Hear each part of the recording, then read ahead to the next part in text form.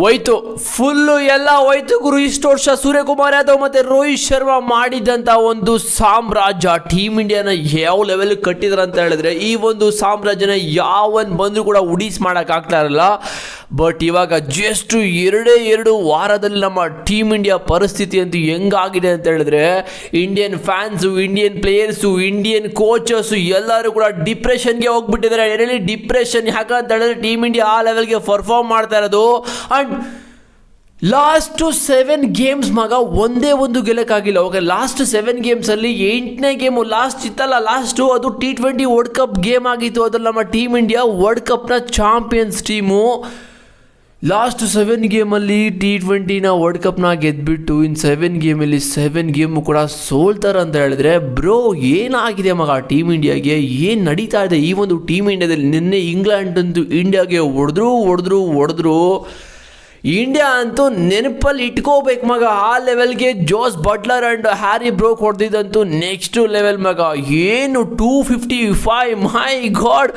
India ಇದನ್ನು chase ಮಾಡೋದಿರಲಿ, ಅದು ಹತ್ರ ಬರೋಕ್ಕೂ ಚಾನ್ಸ್ ಇಲ್ಲ. ಯಾಕಂತ ಹೇಳಿದ್ರೆ ಟೀಮ್ ಇಂಡಿಯಾ ಫುಲ್ ಕೊಲಾಪ್ಸ್ ಆಗಿಬಿಟ್ಟಿದ್ದಾರೆ after 2 back to back white wash.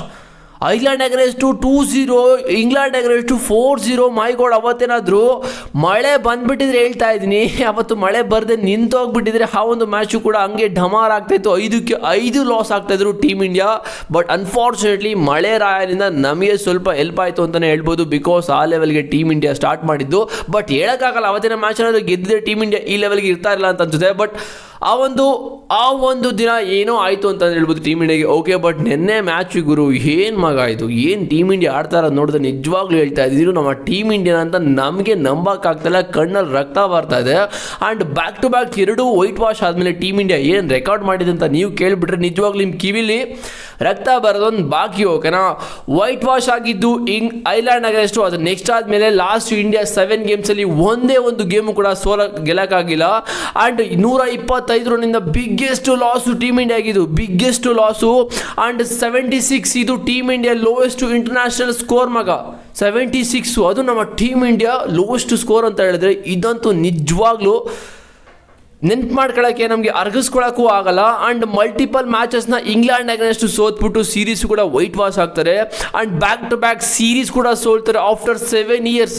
After 7 years ಆದಮೇಲೆ ಇಂಡಿಯಾ ಬ್ಯಾಕ್ ಟು ಬ್ಯಾಕ್ ಸೀರೀಸ್ನ ಸೋತು ವೈಟ್ ವಾಶ್ ಕೂಡ ಆಗ್ತಾರೆ. ಬ್ಯಾಕ್ ಟು ಬ್ಯಾಕ್ ಸೀರೀಸ್ ಅಂತ ಹೇಳಿದ್ರೆ ಟೀಮ್ ಇಂಡಿಯಾ ನಿಜವಾಗ್ಲೂ ಹೇಳ್ತಾ ಇದ್ದೀನಿ ಬ್ರೋ, ಇದು ನಂಬಕ್ಕಾಗ್ತಿಲ್ಲ. ಯಾಕಂತ ಹೇಳಿದ್ರೆ ಟೀಮ್ ಇಂಡಿಯಾ ಫ್ಯಾನ್ಗಳಾಗಿ ಇಷ್ಟು ವರ್ಷ ಆಫ್ಟರ್ 3 ಇಯರ್ಸ್ ಒಂದೇ ಒಂದು ಸೀರೀಸು ಕೂಡ ಸೋತಿಲ್ಲ ಸೂರ್ಯಕುಮಾರ್ ಯಾದವ್ ಕ್ಯಾಪ್ಟನ್ಸಿಲಿ. ಆ್ಯಂಡ್ ಈ ಭಯ ಬಂದಲ್ಲಪ್ಪ, ಯಾರದು ನಮ್ಮ ಗೌತಮ್ ಗಂಭೀರ್ ಅವ್ರು ಬಂದಮೇಲೆ ಯಾಕೋ ಸೂರ್ಯಕುಮಾರ್ ಯಾದವ್ ಮತ್ತು ಗೌತಮ್ ಗಂಭೀರ್ ಇಬ್ಬರು ಪಾರ್ಟ್ನರ್ಶಿಪ್ ಅಂತೂ ನೆಕ್ಸ್ಟ್ ಲೆವೆಲ್ ಥರ ಇತ್ತು. ಬಟ್ ಅದೇನು ಗುರು ಚೇಂಜ್ ಮಾಡಿದ್ರಿ ನೀವು. ಓಕೆ, ಆ್ಯಂಡ್ ಟೀಮ್ ಇಂಡಿಯಾಗೆ ಹೈಯೆಸ್ಟ್ ಸ್ಕೋರು ಯಾವುದು ಹೊಡ್ಸ್ಕೊಂಡಿರೋದು ಅಂತ ಹೇಳಿದ್ರೆ ನಿನ್ನೆ ಮ್ಯಾಚ್ 257 ರನ್ನು, 257 ರನ್ನ ಹೊಡ್ಸ್ಕೊಂಡಿರೋದು. ಇದನ್ನು ಚೇಸ್ ಮಾಡೋದಕ್ಕೆ ಇಂಡಿಯಾ ಪರದಾಡಿದ್ರು. ಬಟ್ 200 ರನ್ ಕೂಡ ಹೊಡೆದ್ರು, ಅದೇ ನಮಗೆ ಖುಷಿ ಆಗಬೇಕು ಅಂತ ಹೇಳ್ಬೋದು. And white wash England against 4-0 white wash ಆಯಿತು. ಮತ್ತು ಇಂಡಿಯಾ ನಂಬರ್ 1 ICC T20 ರ್ಯಾಂಕಿಂಗಲ್ಲಿ ಕಳ್ಕೊಂಡು ಹೋದ್ರು ಕೂಡ ಕಿತ್ಕೊಂಡು ಹೋಗ್ಬಿಡ್ತು ಟೀಮ್ ಇಂಡಿಯಾ. ಆ್ಯಂಡ್ ಇವಾಗ ಇಂಗ್ಲೆಂಡು ಈ ಒಂದು ಸ್ಥಾನನ ಆವರಿಸ್ಕೊಬಿಟ್ರು, ಮುಗೀತು ಟೀಮ್ ಇಂಡಿಯಾದು. ಯಾಕಂತ ಹೇಳೋದು ನೆಕ್ಸ್ಟ್ ಜಿಂಬಾಬ್ವೆ ಅಗೇನ್ಸ್ಟ್ ಸೀರೀಸ್ ಇದೆ. ಬಟ್ ಅಲ್ಲಿ ನಿಜವಾಗ್ಲೂ ಹೇಳ್ತಾ ಇದ್ದೀನಿ, ನಿನ್ನೆ ಒಂದು ವಿಡಿಯೋ ಮಾಡಿದ್ದೀನಿ ಅಪ್ಡೇಟಲ್ಲಿ ನೋಡ್ಕೊಬನ್ನಿ, ಕ್ರಿಕೆಟ್ ಅಪ್ಡೇಟಲ್ಲಿ. ಜಿಂಬಾಬ್ವೆ ಬೌಲಿಂಗ್ ಅಟ್ಯಾಕ್ ಯಾವ ಲೆವೆಲ್ಗಿದೆ ಅಂತ ಹೇಳಿದ್ರೆ ನಿಜವಾಗ್ಲೂ ನಂಬಲ್ಲ.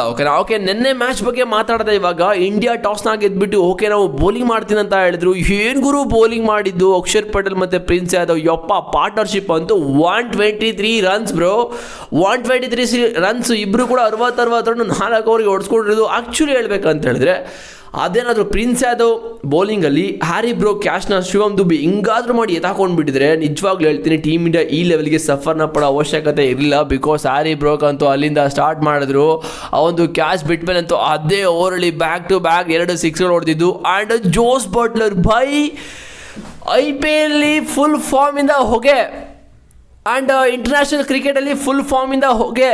ಆ್ಯಂಡ್ ಇನ್ನೇನೋ ರಿಟೈರ್ಮೆಂಟ್ ಕೊಡೋ ಎಲ್ಲ ಸಾಧ್ಯತೆ ಕೂಡ ಇದೆ ಅಂತ ಎಲ್ಲ ಕಡೆ ಮಾತಾಡ್ತಾ ಇದ್ರು. ಬಟ್ ಆದಮೇಲೆ ಎಂತ ಕಮ್ ಬ್ಯಾಕ್ ಮಗ ಇದು. 131 ರನ್ಸ್ ಅದು T20ಲಿ ಇವ್ರದ್ದು ಹೈಯೆಸ್ಟ್ ಸ್ಕೋರು.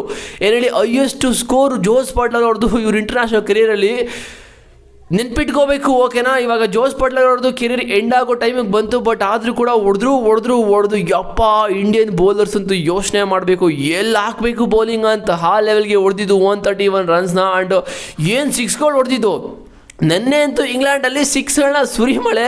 ಟೋಟಲ್ ಆಗಿ ಜೋಸ್ ಬಟ್ಲರ್ ಅವರು 8 ಸಿಕ್ಸು 12 ಬೌಂಡ್ರಿ ಹೊಡೆದಿದ್ದು. ಆ್ಯಂಡ್ ಹ್ಯಾರಿ ಬ್ರೂಕು ಕೂಡ 8 ಸಿಕ್ಸು 4 ಬೌಂಡ್ರಿ. ಇಂಡಿಯಾ ಫೀಲ್ಡಿಂಗ್ ಅಂತೂ ನಿಜವಾಗ್ಲೂ ವರ್ಷ ಆಗಿದೆ. ಬಿಕಾಸ್ ಸೆಂಡ್ಗೆ ಇದ್ದಾರೆ ಅವರು. ಆ್ಯಕ್ಚುಲಿ 100 ರನ್ ಆದಮೇಲೆ ಜೋಸ್ ಬಟ್ಲರ್ ಅವ್ರದ್ದು ಒಂದು ಕ್ಯಾಚ್ನ ಬಿಟ್ಟರು. Easy catch bro, easiest catch ಮಗ. ಅದು ರೆಗ್ಯುಲೇಷನ್ ಕ್ಯಾಚ್ ಆಗ್ತೀವಿ ಹೇಳಬೇಕು ಅಂತ ಹೇಳಿದ್ರೆ. ಬಟ್ ಆ ಕ್ವಶನ್ ಅದು ಹೆಂಗೆ ಬಿಟ್ಟರು ಅಂತ ಯೋಚನೆ ಮಾಡಬೇಕಾಗಿದೆ ಟೀಮ್ ಇಂಡಿಯಾ ಇವಾಗ. ಬಟ್ ಡಿಪ್ರೆಷನ್ಗೆ ಹೋಗಿದ್ದಾರೆ, ಹೇಳ್ತಿಲ್ವಾ ನಾನು, ಟೀಮ್ ಇಂಡಿಯಾ ಕಂಪ್ಲೀಟ್ ಡಿಪ್ರೆಷನ್ಗೆ ಹೋಗಿದ್ದಾರೆ. ಅದಕ್ಕೋಸ್ಕರ ಈ ಥರ ಪರ್ಫಾರ್ಮೆನ್ಸ್ ಅಂತ ಬರ್ತಾ ಇದೆ. ಒಂದು top quality fielding side bro ನಮ್ಮದು ಟೀಮ್ ಇಂಡಿಯಾ. ಬಟ್ ಇವಾಗ ನೋಡ್ತಾ ಇದ್ದಾರೆ ಇಂಗ್ಲೆಂಡ್ ಫೀಲ್ಡಿಂಗೇ ನಾವು ಮೆಚ್ಕೋಬೇಕು, ಚಪ್ಪಾಳೆ ಹೊಡಿಬೇಕು. ಅದು ಬೆಂಟೌನ್ ಯಾವ ಲೆವೆಲ್ಗೆ ಫೀಲ್ಡಿಂಗ್ ಮಾಡಿದ್ದು. ಒಂದು RCB ನಮ್ಮ ಸ್ಟಾರ್ ಆಟಗಾರ ಚೋಕಪ್ ಬೇತಲ್ಲ, RCBಲಂತೂ ಹೇಳ್ಕೊಡೋಷ್ಟು ಫೀಲ್ಡಿಂಗ್ ಚೆನ್ನಾಗಿ ಮಾಡಿಲ್ಲ. ಬಟ್ ಇಂಗ್ಲೆಂಡ್ಗೆ ಹೋದ್ಮೇಲೆ ಏನು ಗುರು ಫೀಲ್ಡಿಂಗ್ ಮಾಡ್ತಾ ಇರೋದು, ಯಪ್ಪ ಬೆಂಕಿ ಫೀಲ್ಡಿಂಗು. ಇಂಗ್ಲೆಂಡ್ ಅವ್ರದ್ದಂತೂ ಬೆಂಕಿ ಫೀಲ್ಡಿಂಗು, ಬೆಂಕಿ ಬ್ಯಾಟಿಂಗು. ಹ್ಯಾರಿ ಬ್ರೂಕ್ ಅಂತೂ ಕ್ಯಾಪ್ಟನ್ ಆದಮೇಲೆ ಇದೇ ಫಸ್ಟ್ ಟೈಮ್ ಇಂಗ್ಲೆಂಡು ಇಂಡಿಯಾನ ವೈಟ್ ವಾಶ್ ಮಾಡಿ ಸೀರೀಸ್ನ ಗೆದ್ದಿರೋದು ಆಫ್ಟರ್ ಎಷ್ಟೋ ವರ್ಷಗಳಾದಮೇಲೆ. ಬಟ್ ಟೀಮ್ ಇಂಡಿಯಾ ಅಂತೂ ನಿನ್ನೆ ಬೌಲಿಂಗ್ ಅದು ನೆಕ್ಸ್ಟ್ ಲೆವೆಲ್ಲು. ಸೊ ಪಿಲ್ಸಾಟ್ ಅದು ಹೆಂಗೋ ಬೇಗ ಬ್ರೇಕ್ ಥ್ರೂ ಬಿತ್ತು. ಆ್ಯಕ್ಚುಲಿ ಪ್ರಸಿದ್ಧ ಕೃಷ್ಣ ಎತ್ತಾಕೊಂಡು ಅದು ಫ್ಲಿಕ್ ಹೊಡೆಯಕ್ಕೆ ಹೋಗಿ ಅಲ್ಲಿ ಸ್ಕ್ವೇರ್ ಲೆಗ್ಗಲ್ಲಿ ಕ್ಯಾಚ್ನ ತೊಗೊಂಡ್ರು. And Jos Buttler Harry Brook start ಮಾಡಿದ್ರು. ಹ್ಯಾರಿ ಬ್ರೂಕ್ ಕ್ಯಾಚ್ ಏನಾದರೂ ಶಿವಮ್ ದುಬೆ ಎತ್ತಾಕೋಗ್ಬಿಟ್ಟಿದ್ರೆ ಮಗ ಈ ಒಂದು ಹೈಯೆಸ್ಟ್ ಟೋಟಲ್ ರನ್ಸ್ ಕೂಡ ಹೊಡ್ಸ್ಕೋತಾ ಇರಲಿಲ್ಲ ಟೀಮ್ ಇಂಡಿಯಾ.